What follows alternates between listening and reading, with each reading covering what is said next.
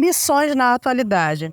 Nós já vimos anteriormente, e você que está me ouvindo e se interessa, obviamente, por missões, leia sobre missões. Você sabe que a obra missionária enfrenta muitos desafios em sua atuação. Temos aí a barreira linguística, a barreira cultural, a barreira econômica, religiosa, a resistência, enfim. São muitos os problemas. Agora, são dois que eu quero destacar aqui.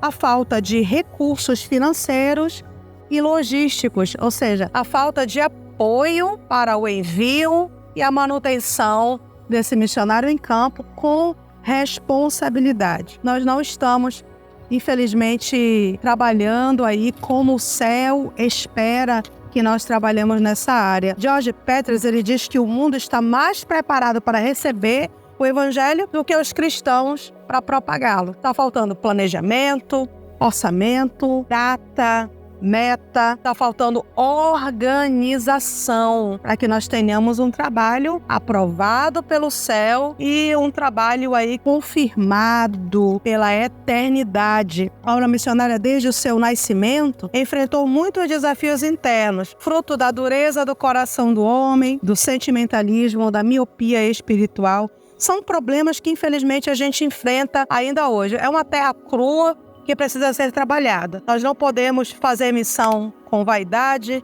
com egoísmo, não podemos fazer missão com fatos alheios à realidade, não podemos ver a missão como um trampolim ministerial, não podemos ver a missão como resultado dos nossos problemas financeiros. Eu tenho visto, amados, infelizmente, congressos de missões em igrejas que não tem nenhum missionário em campo. Infelizmente, isso é terrível, porque a gente sabe que a intenção de se fazer aquela festa é puramente financeira. E enquanto nós não formos éticos nessa questão, nós não vamos fazer essa missão alinhados com a ótica de Deus, na visão de Deus, e não poderemos contar com os recursos de Deus. E além desses exemplos aí que eu já citei, falta de percepção do todo. Sabe o que isso significa? É eu querer investir apenas onde eu estou, aquilo que os meus olhos podem ver. Eu só quero implementar ações e investir financeiramente em projetos que fortaleçam o meu ministério na minha cidade. John Wesley, ele tem uma frase fantástica que eu amo muito. Ele diz assim: tua paróquia é o mundo. A ordem de Cristo é a simultaneidade. É a obra dele sendo feita com o mesmo empenho e recursos, perto e longe. E ser meias testemunhas tanto em Jerusalém como em toda a Judéia e Samaria e até os confins da terra. Não é? Primeiro é em Jerusalém. Se sobrar tempo, se sobrar recursos, se ainda tiver alguém, a gente avança mais um pouco. Você já pensou se os nossos heróis da fé, se os nossos pais da fé tivessem pensado assim? Onde nós estaríamos? Essa visão aí, ó. Primeiro a nossa cidade é uma mentira do inferno para fazer com que a gente não avance. A ordem de Cristo, a ideia de Cristo é simultaneidade. Falta de conscientização em nossas igrejas. Mas, irmã Kelly, não tem congresso? Eu falo isso para você aqui com toda a humildade, tá? Debaixo do sangue de Jesus, não me interprete mal. Mas eu recebo hoje, por dia, de 3 a 5 convites para congressos de missões no Brasil. Os congressos estão acontecendo todos os dias, todos os meses do ano. E por que não está mudando? Por que os números não estão mudando? É porque, infelizmente, os pregadores dos nossos congressos de missões, falando de um modo geral, são conferencistas internacionais. São homens que não oram por missões, não investem em missões, nunca foram missionários, nunca estiveram no campo. Como é que ele vai passar uma urgência que ele mesmo não sente na sua alma? Eu já tenho participado de congressos como, às vezes são 2, 3 dias, eu vou pregar no domingo, chego na sexta, vou prestigiar o colega, e o colega prega uma mensagem que não é missionária. Bem, ele não pode falar do que ele não vive, do que ele não sente, do que ele não faz. Um cuidado aí aos pastores, quando forem escolher esses ministrantes, esses palestrantes. Escolham pessoas comprometidas com a causa, porque a mente fala a mente. Mas, coração fala ao coração. Para nós conscientizarmos os nossos irmãos, para que as igrejas não continuem ignorantes quanto à realidade dos povos, o sofrimento enfrentado por aqueles que ainda não têm Cristo, a responsabilidade dela com os missionários enviados.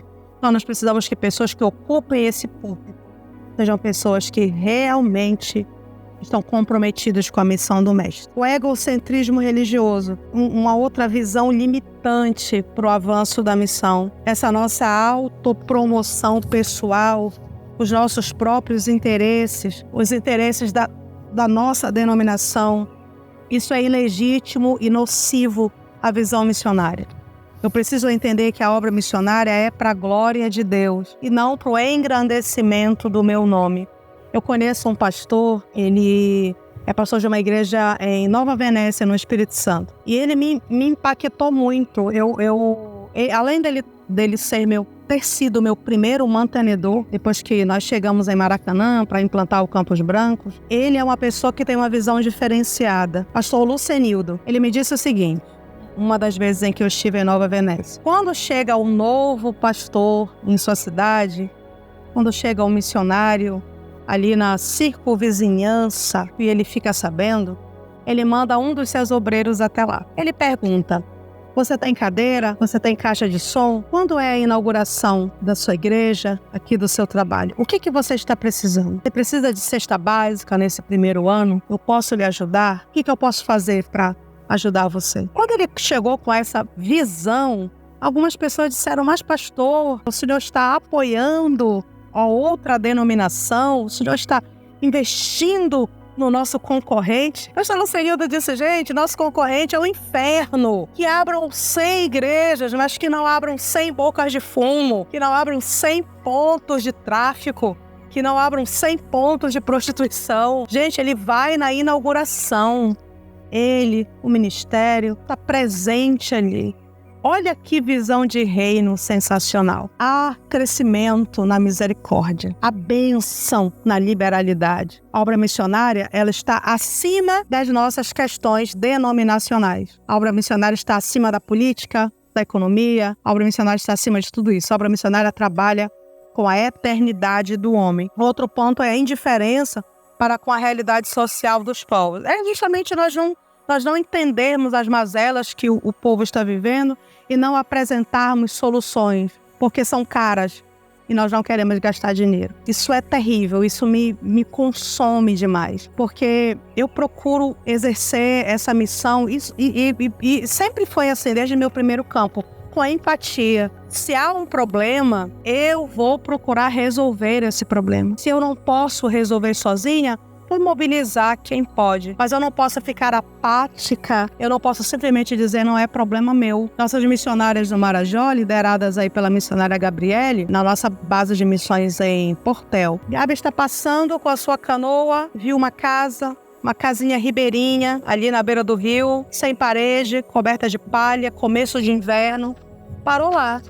Ela encontrou um casal, uma criança recém-nascida que não tinha roupa nenhuma e mais 5 meninas vivendo numa condição assim dificílima, precisando que alguma coisa fosse feita imediatamente naquela casa por causa das fortes chuvas, dos temporais que se aproximam nessa época do ano. É problema dela? Gente, se ela tivesse uma visão egoísta, uma visão fria, uma visão divorciada da visão do mestre, não ia passar direto, não é problema meu, não é nem o meu rio, entendeu? Não é nem o meu povo, não.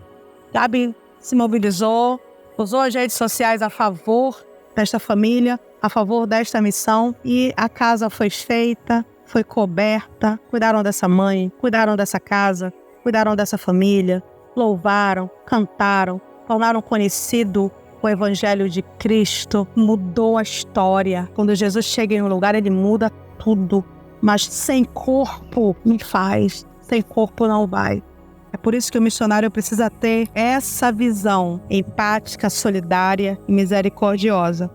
Recentemente, apurou-se que 94% dos brasileiros gastam em média 77,33 centavos. R$ 77,33 ao tomar café fora de casa. Se essa tendência for seguida pelos evangélicos, nós gastamos 257,5 vezes mais com cafés em padarias, em ambientes aí que servem esse café da manhã mais caprichado do que em projetos missionários. Como nós podemos querer que o céu leve a sério as nossas demandas, se nós não levamos a sério as demandas do céu? Gastar 257 vezes mais com um café do que você investe na eternidade dos homens é uma falha gravíssima nossa diante do céu. Todo o dinheiro dado para missões pelos crentes brasileiros, divididos pelo número total desses crentes, dá menos que o preço de uma Coca-Cola por ano. Por ano. Por ano. Menos de uma Coca-Cola por ano. E aí, que decisão nós vamos tomar a partir disso? Será que nós podemos entender que Cristo, Ele é o Senhor?